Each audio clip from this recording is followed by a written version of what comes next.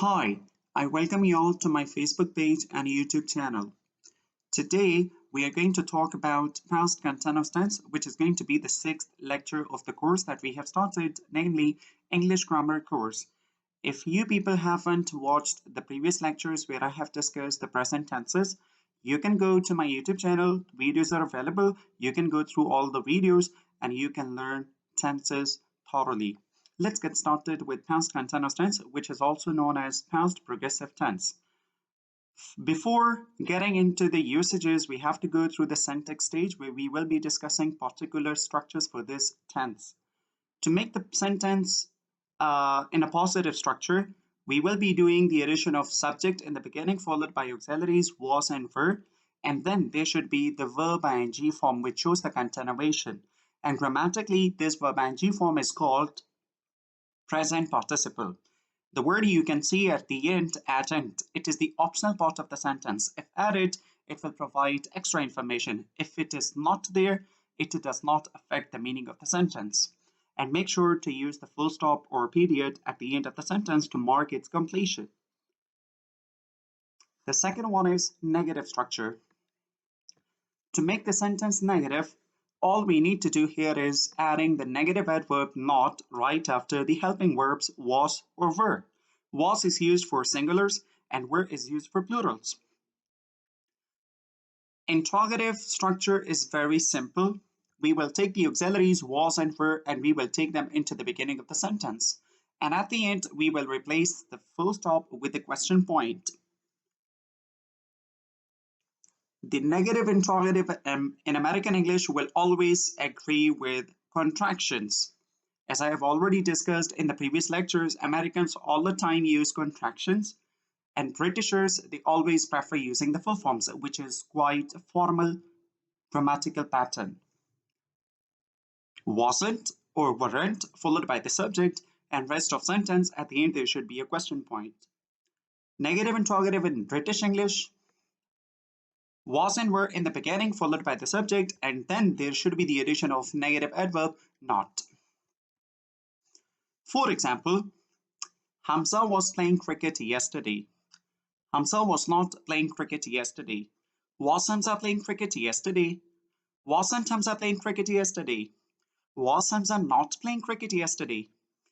These are examples according to the structures that we have discussed so far. Here comes the explanation stage where we will be discussing where past continuous tense is used and for what purposes it can be used. Here comes the first usage.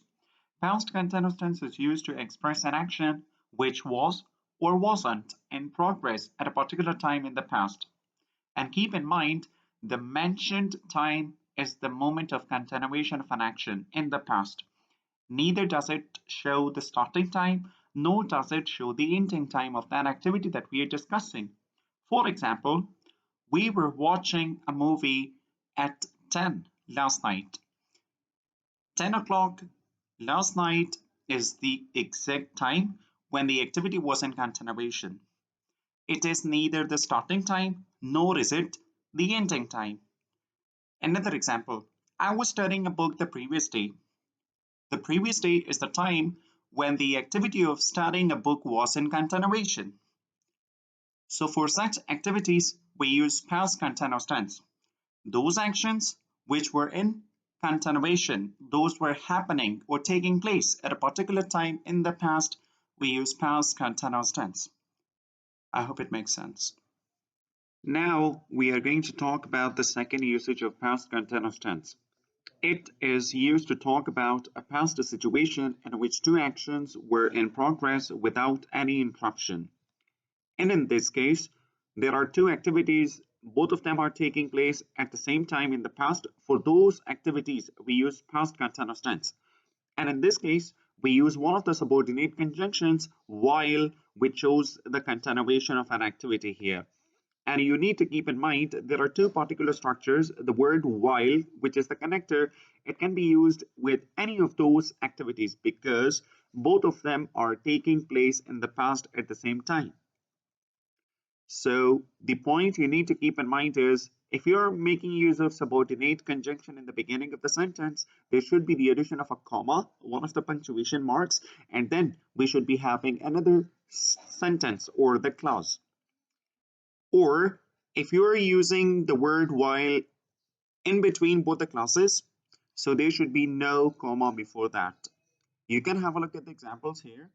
While I was watching a movie, my father was reading a newspaper. It means that both the activities and the past were taking place at the same time. So for continuation, we use the word while.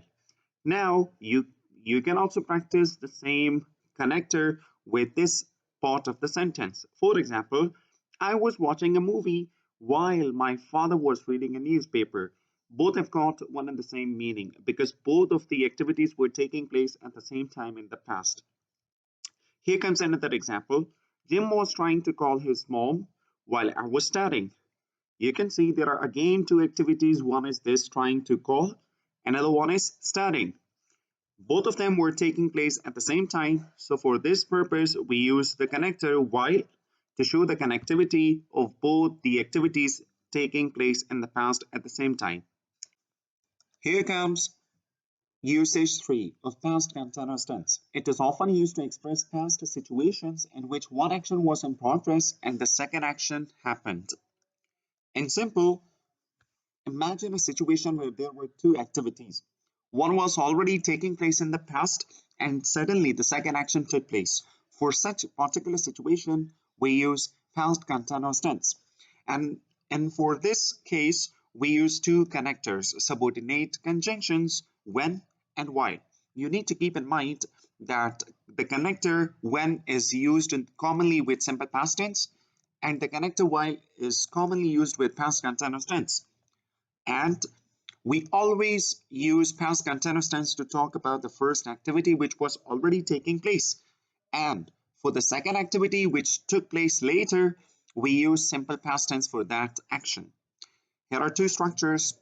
While plus past continuous tense, then there should be a comma if you're supposed to make use of your subordinate clause before the main clause, which is simple past tense here. And same applies for the second structure where we are using when. When is commonly used with simple past tense, then there should be a comma, and at the end we use past continuous tense, which is the main clause here. Keep in mind in both the structures, even if you are using past continuous tense in the later position here, it does not mean that this becomes the second action. According to the time, this remains the first activity because it is the activity which was taking place first, and then this activity suddenly took place. We can have some examples here. While I was reading a book, my brother called me. In this case, there was an activity taking place reading a book, and then during this time, another activity took place, which was calling. My brother called me while I was reading a book. We can also practice using main clause before the subordinate clause, which is while I was reading a book.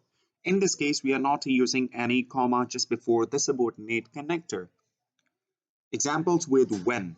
The first one is when my brother called me, I was reading a book.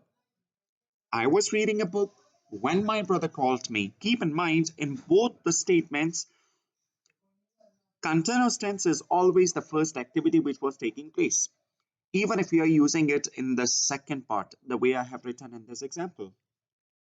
This takes the first position according to the structure, and this becomes the second one. But according to its time, it is still the first activity which was happening, and during that time, there was another activity taking place. And we are done with past continuous tense as well. Thank you so much for watching. Keep learning,